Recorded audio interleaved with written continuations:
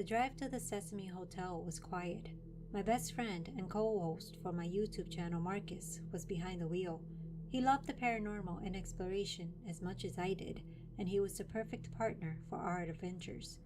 "So, think we'll catch something this time?" he asked, breaking the silence. "I don't know, but if half the stories about this place are true, we might finally hit the subscriber goldmine," I say as I adjust the camera bag on my lap. The Sesame Hotel wasn't just another crumbling building. It was an icon of eerie stories in Taiwan. Abandoned for decades after rumors of suicides, strange disappearances, and inexplicable tragedies, the hotel has earned a reputation as one of the most haunted places in the region. The locals called it cursed. Visitors who dared to enter often speak of shadows without sources and voices calling their names. This was perfect content for our channel, Shadowed by Fear. The silhouette of the hotel emerges from the mist as we drive around the bend. It was like the building itself was waiting for us, an ominous hulk that grows larger with each passing second. "This place is massive," Marcus mutters, parking the car in the overgrown lot. "Yeah, it's bigger than the pictures," I agree. We unload our gear and make our way up the ramp to the hotel's front lobby. Vines snake up the walls, their tendrils weaving through the shattered windows and cracked concrete. The place reeks of mildew and neglect. "Ready?" I ask Marcus, flipping the camera on. "You bet," he says, throwing his flashlight into the air and catching it. The camera comes to life as the screen frames Marcus. He jumps into character as he does the intro to our video. "Hey guys, Marcus and Alexis here, and we are coming at you from the lobby of the infamous Sesame Hotel here in Taiwan. Stay tuned as we try to uncover the truth to its haunted reputation and get you some kick-ass ghost footage. Let's go." The words felt routine, but the shiver crawling up my spine was anything but. As we step inside, the air immediately gets colder, as if the hotel had its own atmosphere.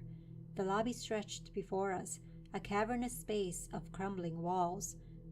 "It's like time just stopped," Marcus whispers, and as the night would prove, the hotel had its own plans for us. Marcus and I split up to cover more ground.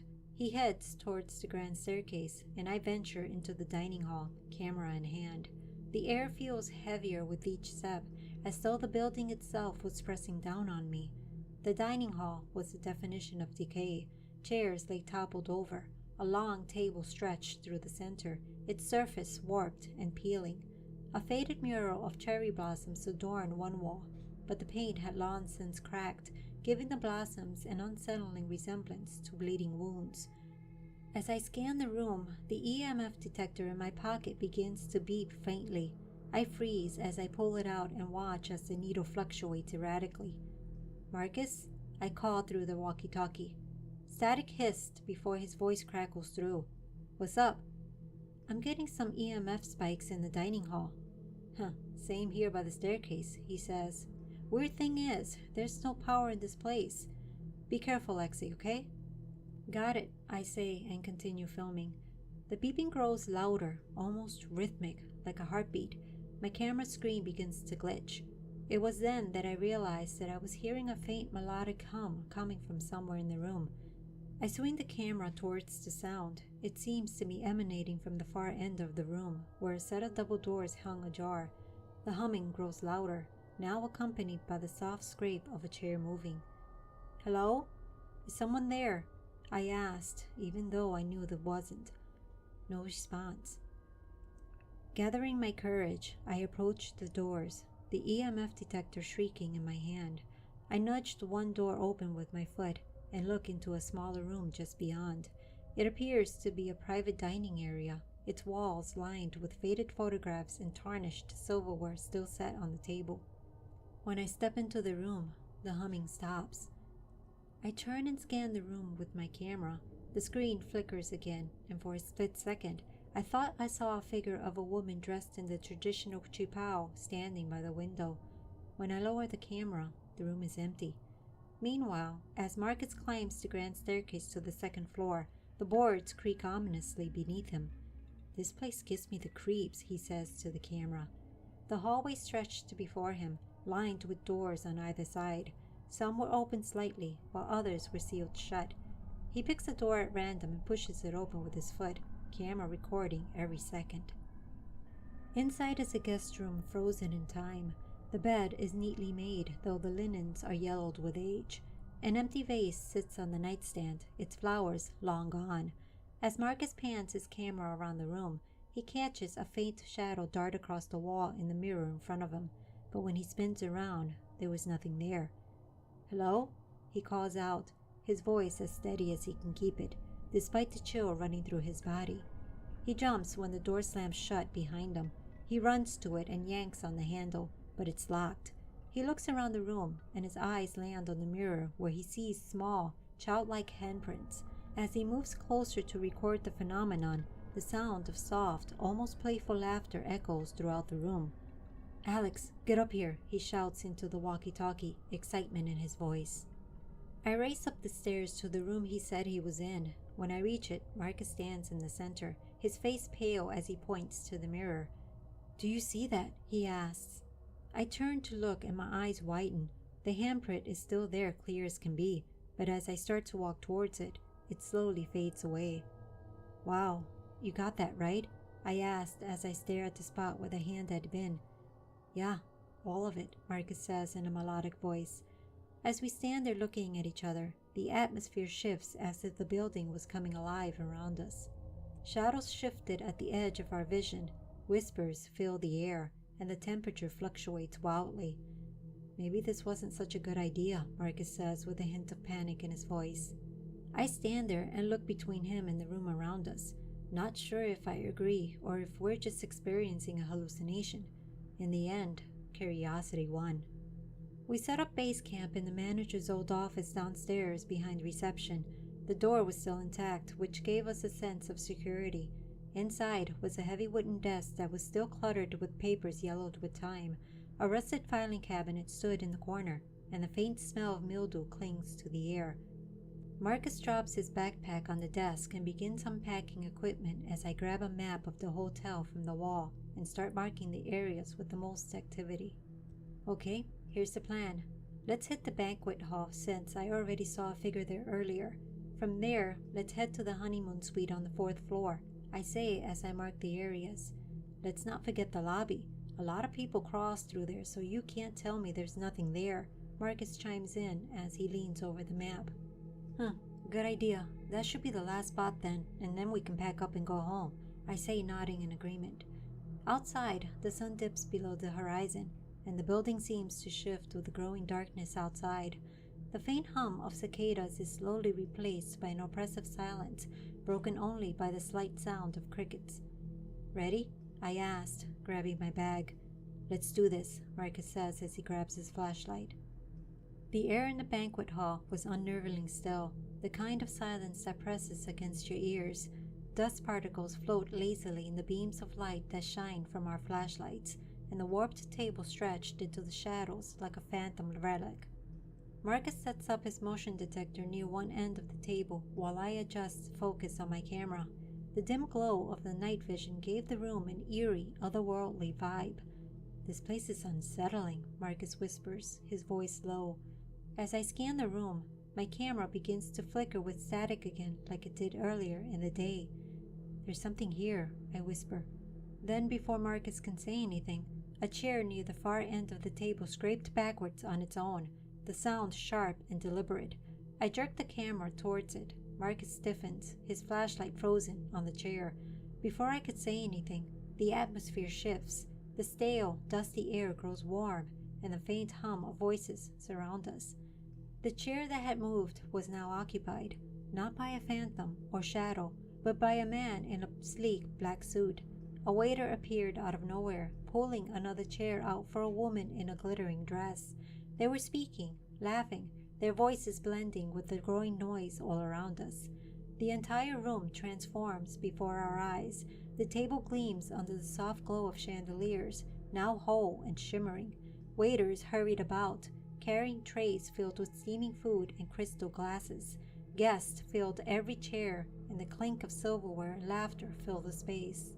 "Marcus," I whisper, gripping his arm, "are we seeing this?" I think we are, he whispers back as his eyes dart all around the room in disbelief. Suddenly, one of the waiters turns to us. He wasn't startled nor confused. He simply smiles and bows slightly as if he was expecting us. And just as quickly as it started, it ends. The light drains from the chandeliers, leaving them dark and dusty again. The voice is gone. Everyone gone. We stood there frozen in the decrepit banquet hall once again, surrounded only by darkness. I hope we caught that on film, I say as I start to come around. Yeah, if not, then that was one hell of a hallucination, Marcus whispers, half laughing, half serious. We make our way to the 4th floor as that is another hotspot for activity. The air felt heavy, the kind that makes it hard to breathe. The door to the honeymoon suite creaks open as we approach it. We both freeze and look at each other. Okay, are we sure about this? I ask as I take a deep breath.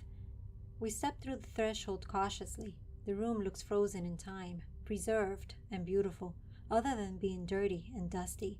There's a slight floral scent in the air, almost sweet enough to mask the damp decay underneath.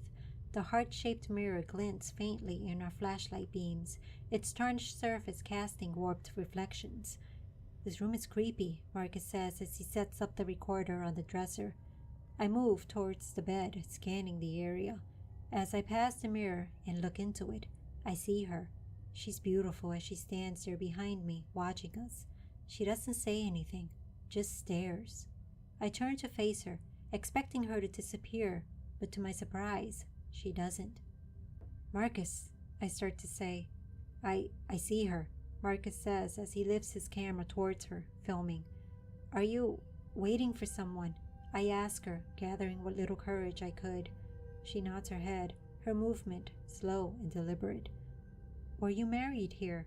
I ask again, feeling more at ease. She nods again. I look over to Marcus, who is filming with shaking hands, and continue asking questions. Did something happen to you? This time, she hesitates before nodding again, slowly. The air grows colder as frost starts forming along the edges of the mirror. With my stomach turning, I ask one final question. Are we in danger here? She tilts her head slightly, as if considering the answer. Then slowly, she nods. My blood runs cold as I watch her fade away slowly. I turn to Marcus, who is wide-eyed and shaking.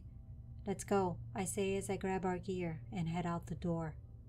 The lobby was cavernous and foreboding, the kind of space that made you feel small and exposed. The once grand staircase looms ahead. Faint impressions of footsteps echo, though neither of us moved. Well, this is our last stop, I whisper as I look around the area.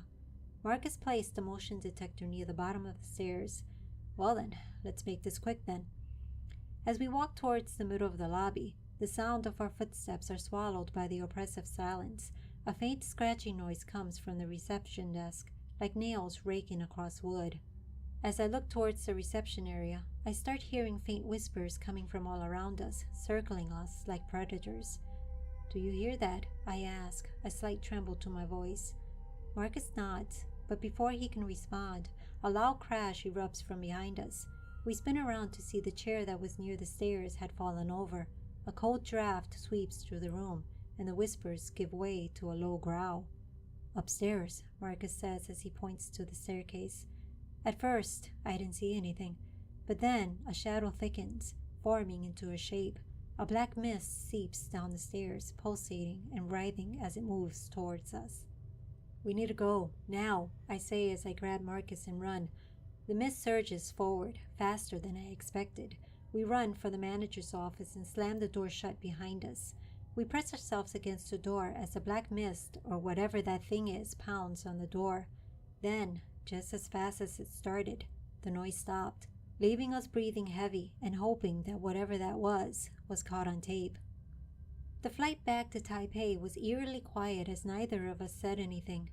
We were both lost in our thoughts over the events of the night. The footage sat untouched on Marcus's laptop until we were back at the hotel. We were both exhausted, but curiosity pushed us to review the footage. Marcus plugged the camera into his laptop and transfers the files over. Okay, let's see what we got, he says as he cracks his knuckles. We start with the banquet footage. The video showed us walking through the dusty old room, our flashlights cutting through the darkness. Then came the moment the chair moves on its own. The audio caught the scrape perfectly, a sharp, grating sound that made my skin crawl. Wait, rewind it to when the chair moved, I say, leaning forward. Marcus rewound the footage and we watch it frame by frame. A faint shadow, almost unnoticeable, slides into view just before the chair moves. It wasn't us. What is that? Marcus squints at the screen. You're kidding, right? I look over at him. Then the video shifts. The chair moves again, this time transitioning us into the strange time warp.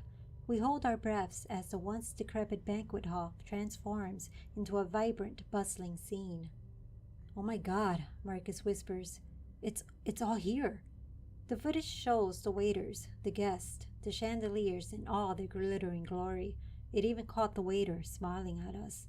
We really went back in time, I say, almost not believing it myself. The footage from the honeymoon suite was next. The woman's appearance was captured perfectly. Her translucent form floated behind me. We watched as I asked her questions. The way she nodded in response was both mesmerizing and deeply unsettling. What do you think happened to her? Marcus asked, his voice barely above a whisper. I don't know, I say. She did warn us that we were in danger, though. Finally, we reached the lobby. The black mist was even more terrifying on film. The way it moved, almost alive, pulsating and stretching, sent chills down my spine. The whispers that circled us were louder on the audio, words still unintelligible but distinctly malevolent. When the mist charged us, the video jittered as Marcus's hands shake. The roar it emitted was deafening even through the speakers. We sit in silence for a moment, the weight of what we'd captured sinking in. We worked through the night, cutting the clips into a solid narrative. By dawn, the video was ready. The Haunted Sesame Hotel, Time Warps, Ghosts, and a Living Shadow was the title we chose. But when we uploaded it and rewatched it, nothing was there. It was just us reacting to nothing. There was no time warp in the banquet hall, no woman in the honeymoon suite, and just us running around the lobby. We both look at each other and recheck the raw files. Everything is on those, but not on the uploaded video. As I'm about to say something, the chair slides out from the table in the corner, moving on its own. We both sit there on the bed, wide-eyed and unable to speak. We didn't say it out loud, but we both knew the hotel wasn't done with us yet.